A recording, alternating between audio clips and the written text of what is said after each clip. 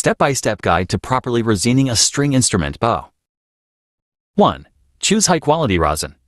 Rosin that comes with new violins, violas, cellos, or basses is often dry, brittle, and doesn't grip well. Invest in a good one. Most quality rosins cost under $20 online and make a huge difference in sound clarity and bow traction. Look for options that match your instrument size. 2.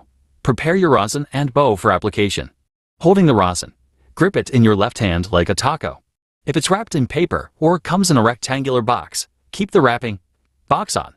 This prevents your fingers from getting sticky and stops the rosin from falling apart if it's not glued securely. Do not pull the wrapping all the way back. This risks the rosin breaking off. Holding the bow.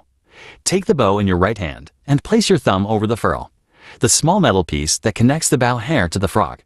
This acts as a guard to keep the frog from hitting and chipping the rosin when you get close to it.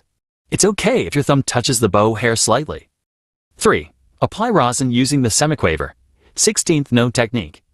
This method ensures the bow hair gets fully coated without wasting rosin. Move the bow across the rosin in small, quick, segmented strokes instead of long, slow ones. Press the flat surface of the bow hair firmly against the rosin. Don't use just one edge.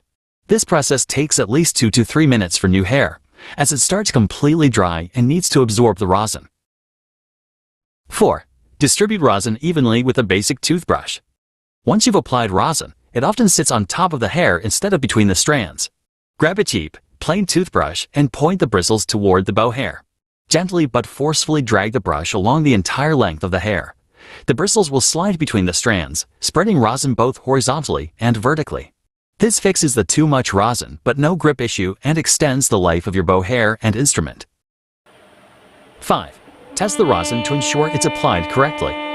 You'll know it's right if the bow hair feels slightly grippy, like running wet hands across a rubber balloon. When you play a slow, heavy bow stroke on a string, it makes a rough, gritty sound. Once you play normally, the sound should be clear and full, not squeaky or weak.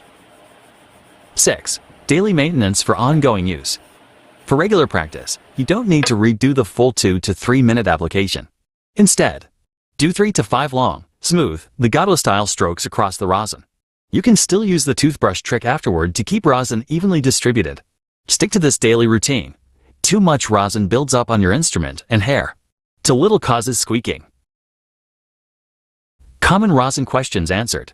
Dark versus light rosin. Dark rosin is softer and stickier, so it grips better and produces a warmer, darker sound. Light rosin is harder and smoother, creating a brighter, more brilliant sound. It's all personal preference. Switching rosins, it's best to avoid it often. Mixing rosins is like pouring a new drink into a half-full cup. You won't get the full effect of the new one. If you want to try a new rosin, use a freshly rehaired bow for the test.